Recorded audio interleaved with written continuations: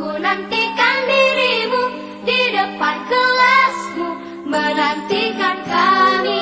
Guruku tersayang, guru tercinta, tanpamu apa jadinya aku? Tak bisa baca tulis, mengerti banyak hal.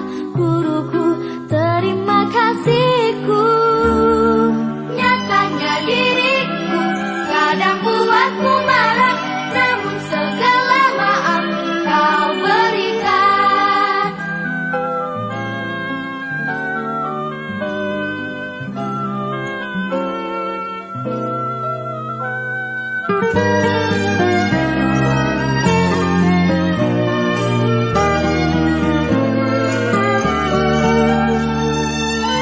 Assalamualaikum warahmatullahi wabarakatuh. Waalaikumsalam warahmatullahi wabarakatuh. Selamat pagi, salam sejahtera buat kita semua. Pertama-tama saya mengucapkan terima kasih yang sebesar-besarnya kepada Ibu Bapak Guru yang sudah berkenan hadir. Di sini saya dan Ibu Marina akan melakukan destinasi mengenai budaya positif khususnya di sekolah kita SMKN 1 Batu Mulyana Utara. Sosialisasi ini merupakan salah satu kegiatan kami dalam pembuatan aksi nyata tugas sebagai calon guru penggerak angkatan 9 Kabupaten Lombok Tengah.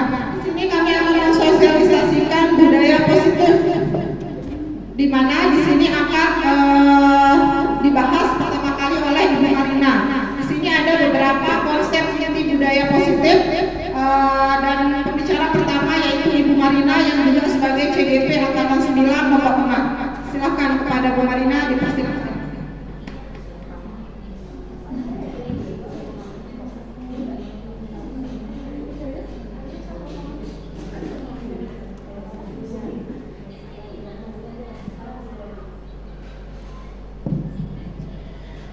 Baik, saya lanjutkan ya, langsung saja ke materinya. Di sini ada konsep inti budaya positif. Ya.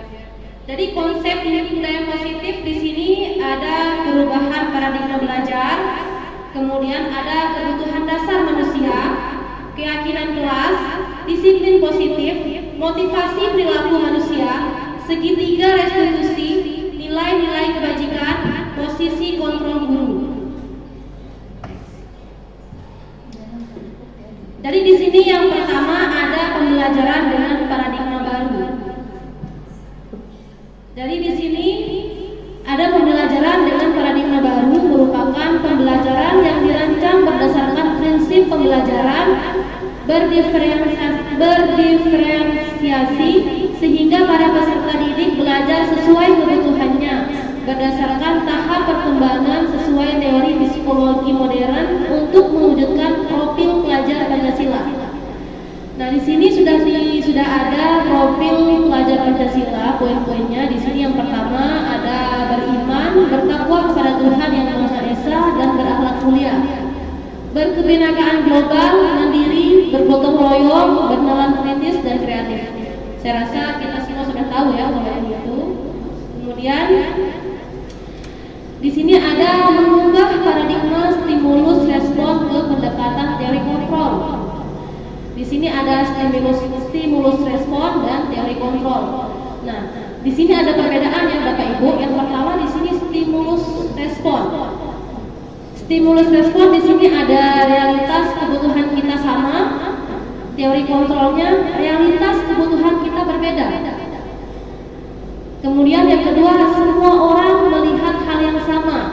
Teori kontrolnya setiap orang memiliki gambaran berbeda. Stimulus respon kita mencoba mengubah orang agar berpandangan sama dengan kita. Teori kontrolnya kita berusaha memahami pandangan orang lain tentang dunia. Stimulus respon orang lain bisa mengontrol saya. Teori kontrolnya hanya Anda yang bisa mengontrol diri Anda. Stimulus respon pemaksaan ada pada saat bujukan gagal. Teori kontrolnya kolaborasi dan konsensus menciptakan pilihan-pilihan baru. Stimulus respon, model berpikir menang atau kalah. Teori kontrolnya, model berpikir menang-menang.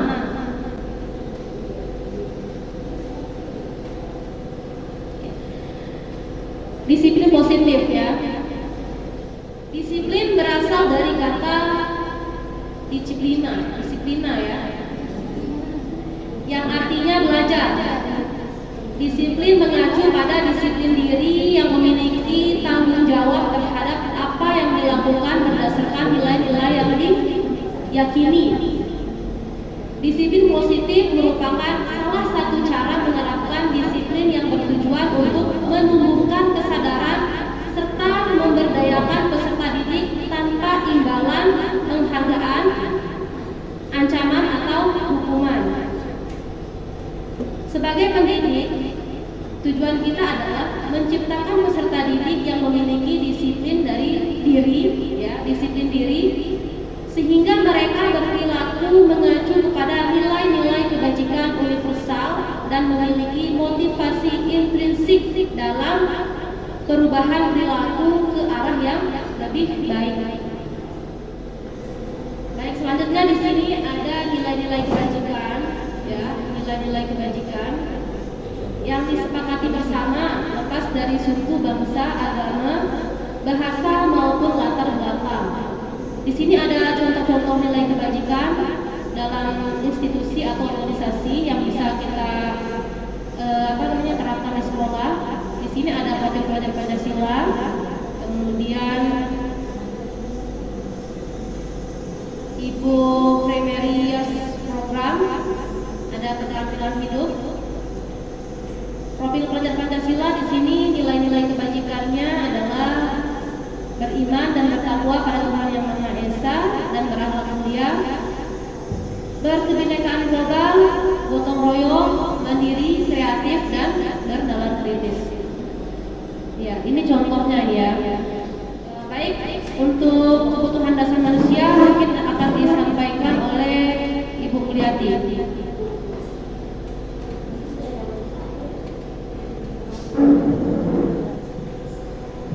Baik teman-teman, kita lanjutkan. Di sini ada kebutuhan dasar manusia yang merupakan salah satu inti dari budaya positif, di mana kebutuhan dasar manusia adalah segala sesuatu yang kita lakukan untuk mendapatkan apa yang kita inginkan. Seluruh tindakan yang kita lakukan memiliki tujuan tertentu, dan semua usaha terbaik yang kita lakukan adalah dalam rangka agar kebutuhan dasar kita terpenuhi dengan baik. Untuk lebih jelasnya, di slide berikutnya ada 5 sebenarnya kebutuhan dasar manusia dalam kehidupan. Yang pertama yaitu bertahan hidup. Bertahan hidup sandang, pangan, papan. Ada makanan, pakaian, tempat tinggal, keamanan, kesehatan. Kemudian kebutuhan berikutnya yaitu kebutuhan kasih sayang dan rasa diterima. Seperti rasa diterima, rasa diperdulikan, berbagi dengan seseorang atau berbagi dengan orang lain, kerjasama, menjadi bagian dalam kelompok. Kebutuhan berikutnya atau yang ketiga yaitu kebutuhan penguasaan atau kebutuhan pengakuan, di mana di sini mencakup harga diri, keinginan untuk dianggap memimpin, berprestasi, diakui menjadi orang yang kuat, diakui menjadi orang yang tangguh, serta didengar. Kemudian kebutuhan berikutnya kebebasan. Kebebasan ini seperti mandiri, memiliki pilihan, mencoba hal baru, mampu mengendalikan arah dirinya, serta kebutuhan yang terakhir yaitu kesenangan, bermain, humor, antusiasme, tertawa. Nah, itulah 5 kebutuhan dasar manusia dalam kehidupan. Kemudian selanjutnya motivasi perilaku manusia. Motivasi perilaku manusia terdiri dari 2 secara umum, yaitu motivasi ekstrinsik dan motivasi intrinsik. Motivasi ekstrinsik itu motivasi yang berasal dari luar diri orang itu atau luar diri kita. Kemudian kalau motivasi intrinsik itu adalah motivasi yang timbul dari diri kita sendiri tanpa adanya dorongan dari luar. Di sini motivasi ekstrinsik yaitu untuk menghindari ketidaknyamanan seperti hukuman, kemudian untuk mendapatkan imbalan atau penghargaan dari orang lain. Dan motivasi intrinsik bertujuan untuk menjadi orang yang mereka inginkan dan menghargai menghargai diri sendiri dengan nilai-nilai yang mereka percaya atau yakini.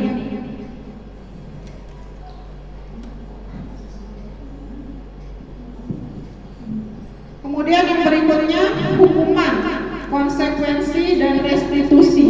Kira-kira di sini Bapak Ibu guru yang sering melakukan hukuman kepada murid yang melakukan kesalahan ada atau tidak? Ada. Banyak. Rata-rata kita melakukan hukuman ya. Ada murid yang terlambat kita akan menghukumnya. Ada murid yang tidak mengerjakan tugas kita biasanya memberikan hukuman, bukan diberikan senyum. Kemudian di sini ada hukuman. Hukuman itu tidak terencana, tiba-tiba, spontan sifatnya. Ya enggak? Ada enggak ibu bapak guru nanti kalau murid saya terlambat saya hanya menghukum suruh keliling lapangan. Nggak pernah kan kita memikirkan akan memberikan hukuman apa? Spontan saja ketika murid itu melakukan kesalahan. Kemudian murid tidak tahu apa yang akan terjadi, tidak tahu kalau dirinya ini akan dihukum apa nanti oleh ibu bapak gurunya. Kemudian bersifat satu arah, hanya gurunya yang sudah berencana untuk memberikan hukuman. Dan yang terakhir berupa hukuman fisik atau psikis. Hukuman fisik seperti menjemur siswa di lapangan ketika panas, kemudian menyuruhnya lari keliling lapangan, push up dan sebagainya. Kemudian di sini konsekuensi. Konsekuensi itu timbul dari adanya peraturan. Di sekolah kita ada peraturan? Ya, ada. Ada sekali. Rata-rata di setiap kelas, setiap sekolah pasti punya peraturan. Ya. Di sini konsekuensi itu berasal dari adanya peraturan. Di mana siswa akan murid tetap dibuat tidak nyaman dengan peraturan. Kenapa? Karena nanti ketika si siswa melanggar peraturan, mereka harus menerima konsekuensinya. Contoh misalnya, murid di sekolah memiliki aturan dilarang datang terlambat. Konsekuensinya mereka harus membersihkan kamar mandi. Misal, udah terjadi kesepakatan antara murid dengan peraturan di sekolah yang dibuat oleh ibu bapak guru. Ya. Kemudian yang terencana atau disepakati, peraturan sudah disepakati oleh ibu bapak gurunya, bukan oleh siswanya. Ya, betul. Kemudian sikap guru selalu memonitor murid. Jadi di sini kita sebagai ibu bapak guru akan memonitor, melihat siapa saja murid yang melakukan kesalahan untuk disesuaikan dengan konsekuensinya. Oke. Kemudian di sini yang ketiga yaitu restitusi. Restitusi ini berasal dari keyakinan, di mana proses menciptakan kondisi bagi murid untuk memperbaiki kesalahan dan proses kolaboratif yang mengajarkan murid untuk mencari solusi sendiri. Jadinya posisi yang ideal itu ya restitusi, karena si guru tidak akan memberikan rasa tidak nyaman kepada peserta didik. Karena tujuan di sini adalah memberikan rasa aman nyaman kepada peserta didik dalam menerima pembelajaran di sekolah. Bukannya ditakuti dengan hukuman, bukannya mereka ke sekolah saya harus menerima konsekuensi karena saya terlambat. Seperti itu ya. Kemudian di sini ada hal yang penting. 5 posisi kontrol guru. 5 posisi kontrol. Yes. Di sini ada 5. Yang pertama penghukum. Seperti yang tadi, kita biasanya berada di posisi penghukum. Ya enggak? Ya. Pernah menghukum siswanya di kelas? Ya. Pernah sering. Oke. Kemudian membuat rasa bersalah. Iya, kadang-kadang. Membuat rasa bersalah. Kemudian teman, guru memposisikan dirinya sebagai teman kepada muridnya. Pernah tidak? Iya. Kemudian pemantau. Melalui peraturan-peraturan yang ada di sekolah. Dan yang terakhir posisi manajer. Pernah mendengar kalau guru itu berposisi manajer? Iya. Tidak pernah. Oke. Tidak pernah ya posisi manajer. Kemudian di sini contoh penerapan 5 posisi yang tadi. Ceritanya di sini ada siswa bernama Dina yang tertidur di kelas. Kesalahan Dina adalah tertidur di kelas.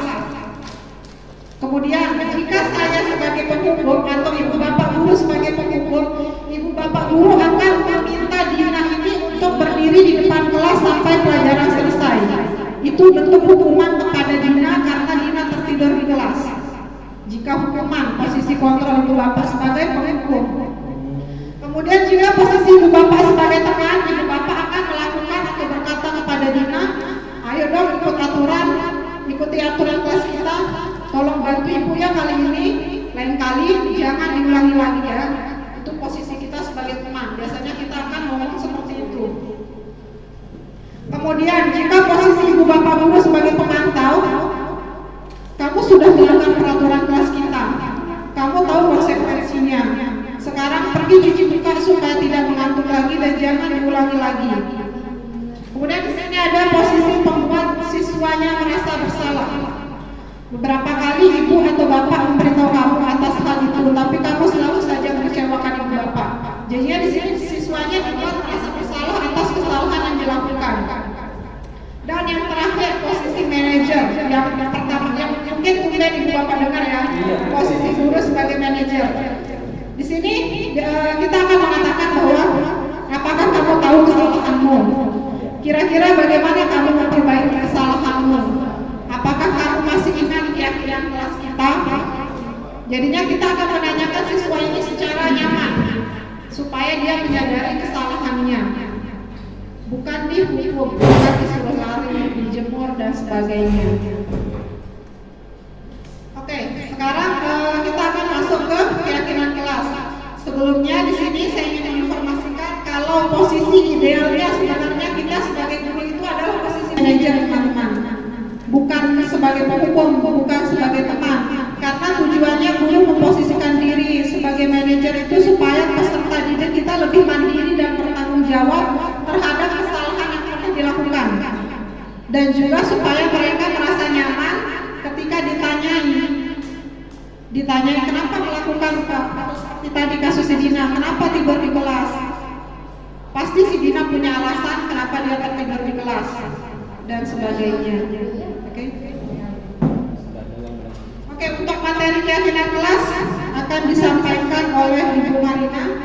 Kepadanya dipersilakan.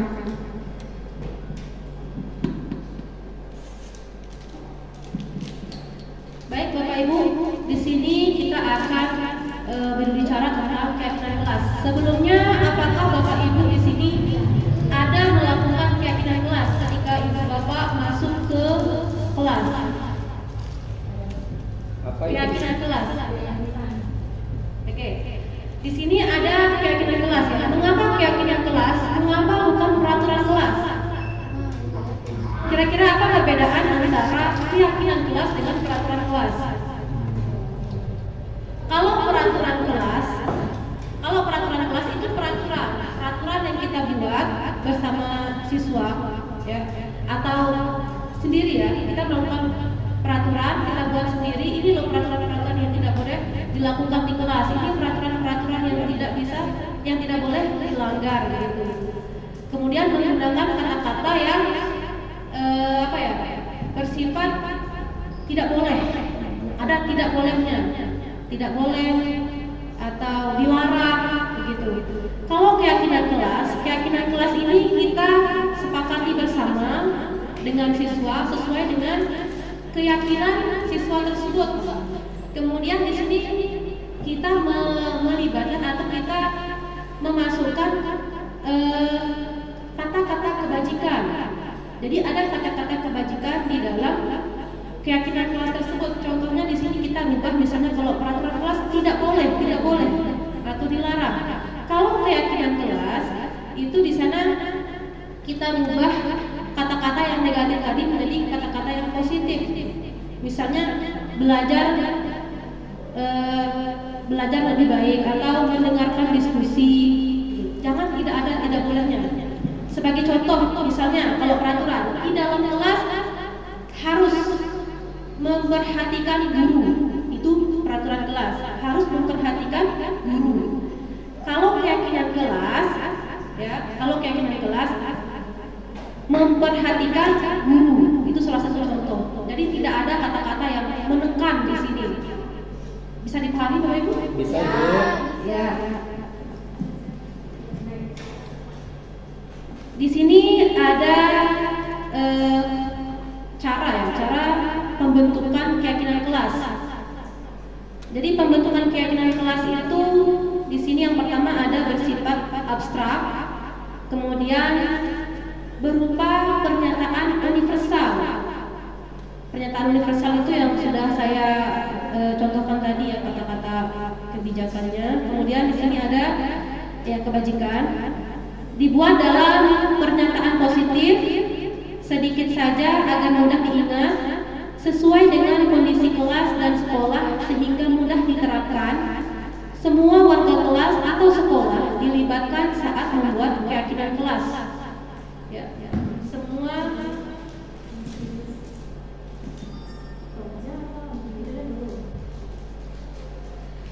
baik, ini ada salah satu contoh membuat keyakinan kelas.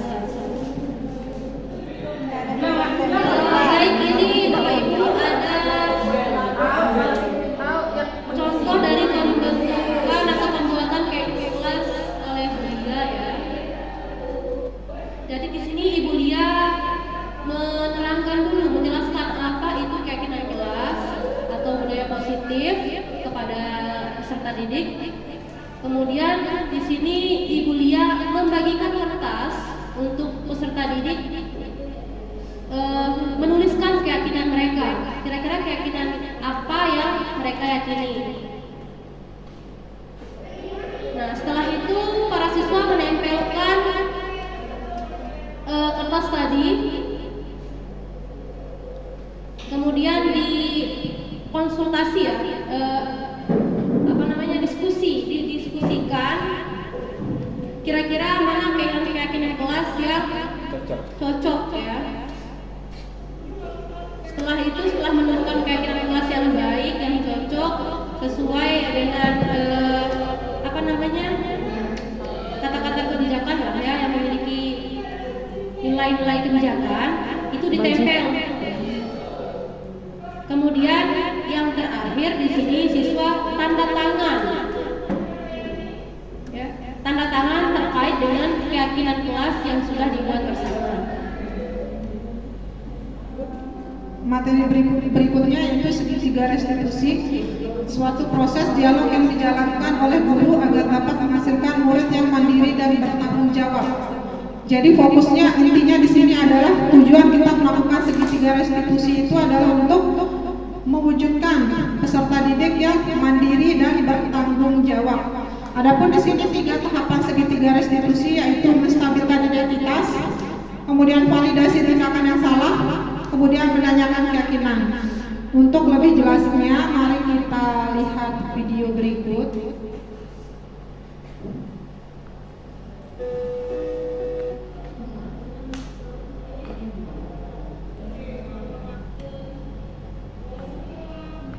Di sini di mana guru memanggil siswa yang melakukan kesalahan. Jadinya dipanggil ke suatu ruangan. Bukan si siswa ini langsung dijudge di tempatnya ketika melakukan kesalahan, untuk menghindari siswa ini merasa malu kepada teman-temannya yang lain. Nggak enak kan kalau dibuat malu. Jadinya ditunggu dulu, dicari waktu yang tepat, tapi tetap waktunya pada hari itu. Jangan sampai besok lusa baru dilakukan segitiga restitusi.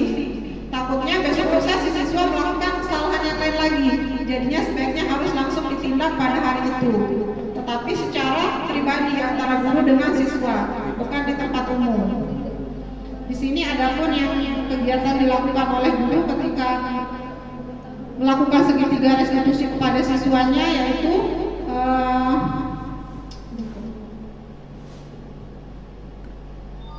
melakukan langkah-langkah yang 3 tadi sampai dengan langkah yang terakhir yaitu menanyakan keyakinan apa yang sudah dilanggar atau yang tidak dilakukan oleh siswa.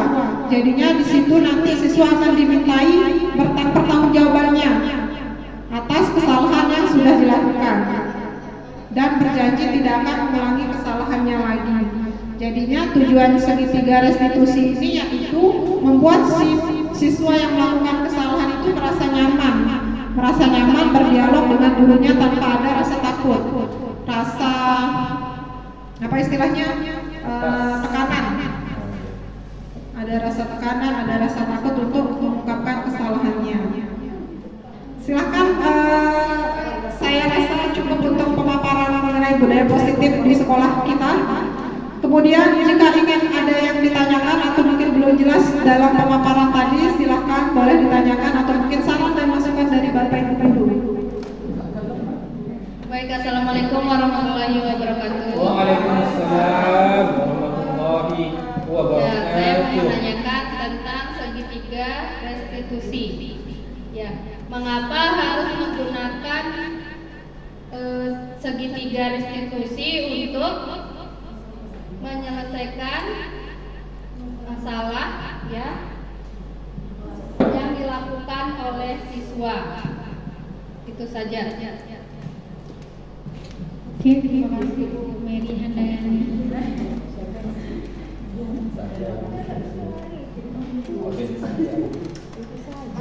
Baik, terima kasih Bu Mary, pertanyaannya luar biasa sekali. Kenapa harus melakukan segitiga restitusi untuk menangani siswa yang melakukan kesalahan, gitu ya? Oke, karena baik di sini segitiga restitusi ini bertujuan untuk mewujudkan peserta didik yang bertanggung jawab.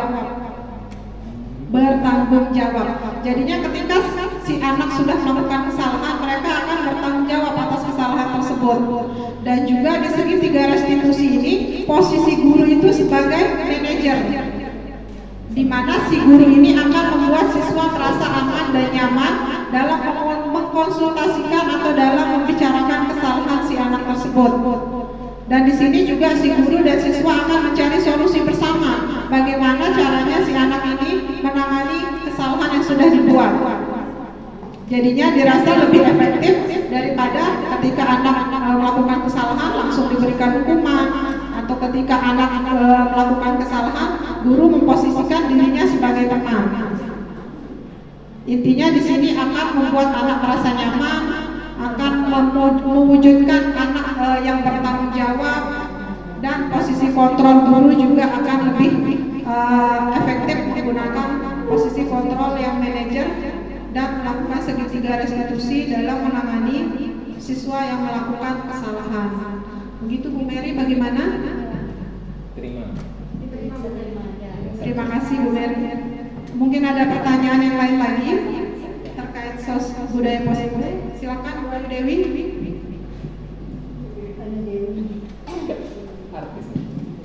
Assalamualaikum warahmatullahi wabarakatuh. Waalaikumsalam. Terima kasih atas kesempatan diberikan kepada saya.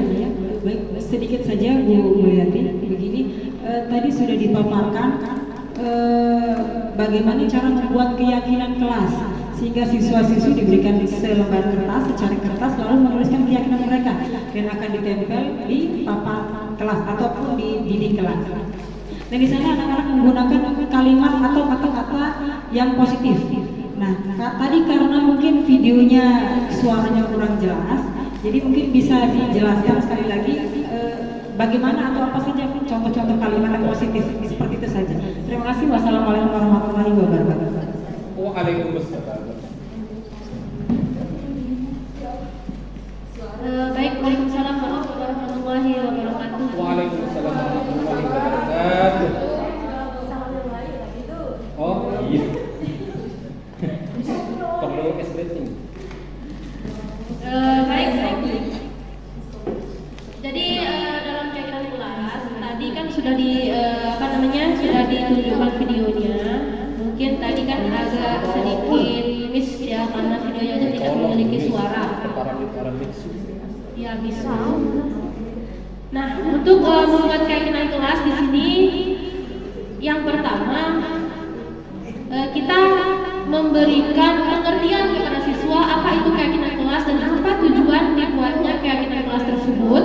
Kemudian meminta siswa untuk bersama-sama menuliskan keyakinan kelas. Jadi tadi ketika kalian memberikan kertas kecil kepada siswa-siswa itu adalah untuk siswa-siswa kita menuliskan keyakinan kelas mereka yang mereka yakini, ya. Kemudian setelah mendapatkan keyakinan kelas dari masing-masing siswa, keyakinan kelas tersebut itu didiskusikan kira-kira keyakinan kelas yang mana yang cocok, yang cocok untuk diterapkan di kelas tersebut, yang memiliki nilai-nilai kebajikan seperti contoh yang ada di sana, kan? Nah, di sini salah satu contoh disiplin, ya.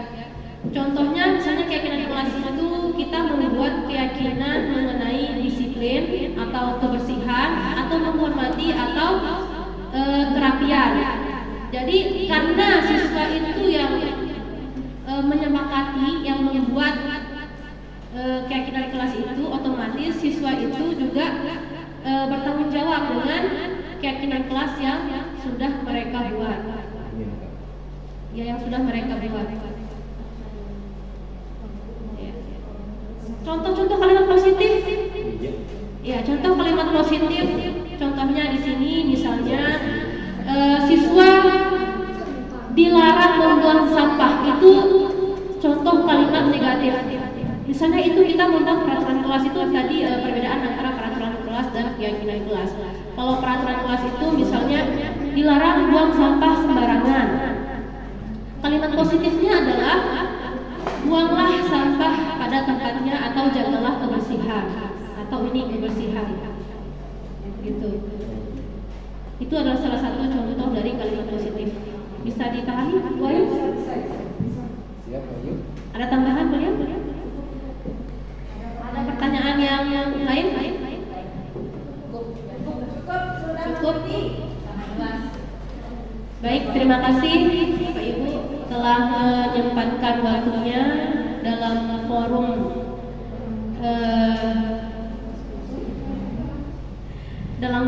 ini. Mungkin akan ditutup oleh beliau.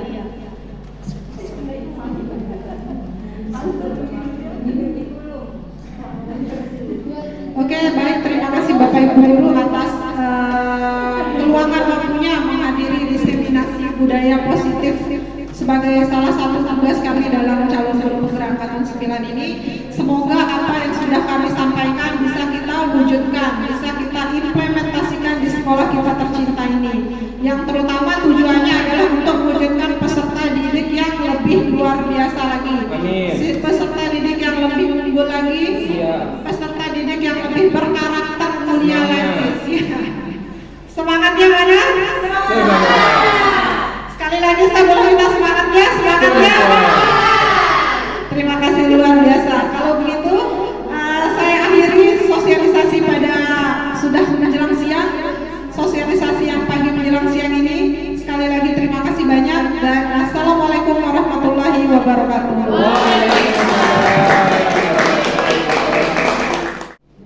Assalamualaikum warahmatullahi wabarakatuh. Perkenalkan, nama saya Hartiwi Suryaningrum. Saya adalah guru mata pelajaran dasar-dasar agriteknologi pengolahan hasil pertanian. Secara pribadi, saya sangat mendukung implementasi budaya positif di sekolah kami ini dan pembuatan keyakinan kelas di setiap kelas, karena menurut saya hal-hal tersebut akan meningkatkan kedisiplinan kita di kelas dan sekolah ini.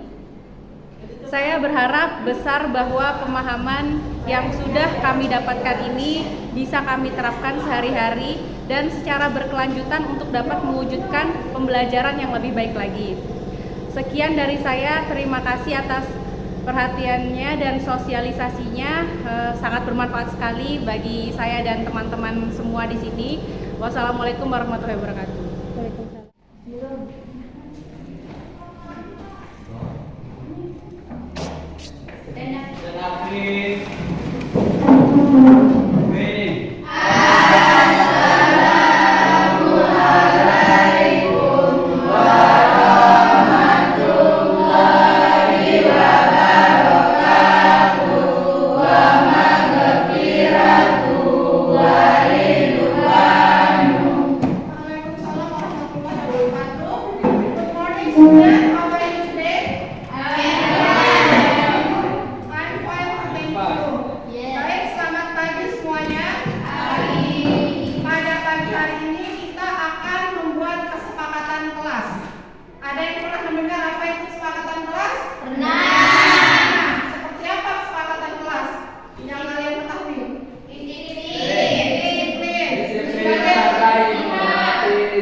Menghormati siapa yang harus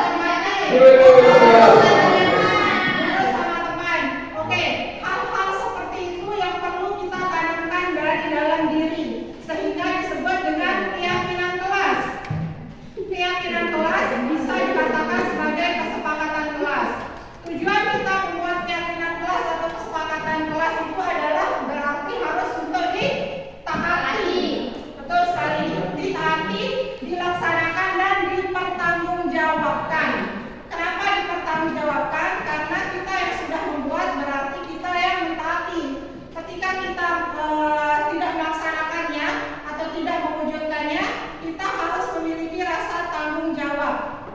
Kenapa tadi kita tidak melaksanakan? Kenapa kita tidak mewujudkan? Di situ dibutuhkan tanggung jawab kita sebagai guru dan sebagai siswa. Bukan hanya kesepakatan sebagai siswa, tetapi di sini ibu juga harus mengikuti kesepakatan atau keyakinan kelas tersebut. Bagaimana? Setuju atau tidak kita membuat kesepakatan kelas? Setuju. Oke, thank you. Tadi kalian sudah menyebutkan beberapa contoh dari kesepakatan kelas. Siapa tadi yang sudah menyebutkan? Lucy, coba apa saja contohnya? Disiplin. Disiplin. Ada lagi yang lain? Jujur. Oke, di sini satu catatan lagi. Untuk membuat kesepakatan kelas atau keyakinan kelas, kita harus menggunakan pernyataan atau kata atau kalimat yang positif. Ingat, yang positif, bukan menggunakan pernyataan yang negatif. Karena di sini keyakinan itu berfungsi, kita harus menanamkan dalam pikiran kita, dalam hati kita sesuatu yang positif. Betul sekali. Makanya di sini kita harus menggunakan pernyataan yang positif. Contohnya, tidak boleh mencontek.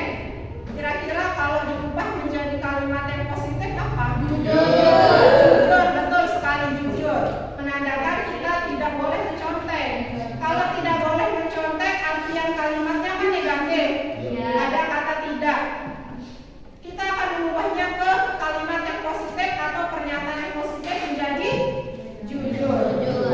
Berarti dalam kesepakatan kelas itu kita tidak boleh menggunakan kata jangan, dilarang, tidak boleh. Pokoknya semua kata-kata yang berartian negatif. Oke? Berarti sekarang kita bisa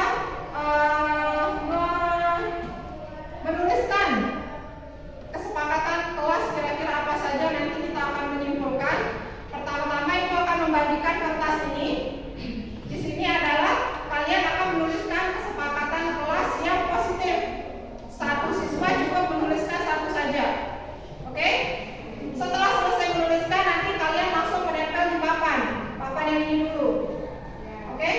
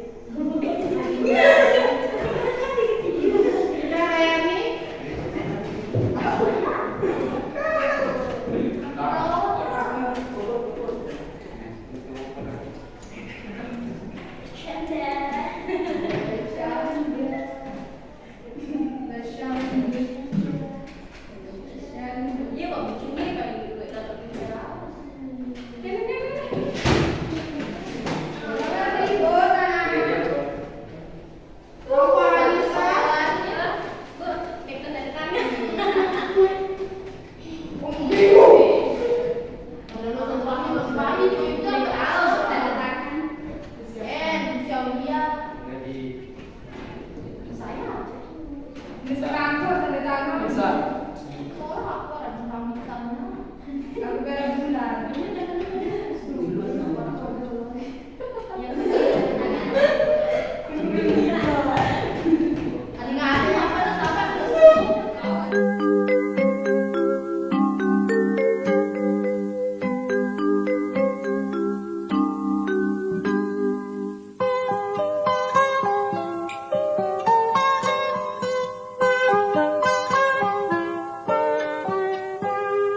Pagiku cerahku, matahari bersinar, ku gendong tas merahku di pundak. Selamat pagi semua, ku nantikan dirimu di depan kelasmu, menantikan kami. Guruku tersayang, guru tercinta, tanpamu apa jadinya aku? Tak bisa baca tulis, mengerti banyak hal. Guruku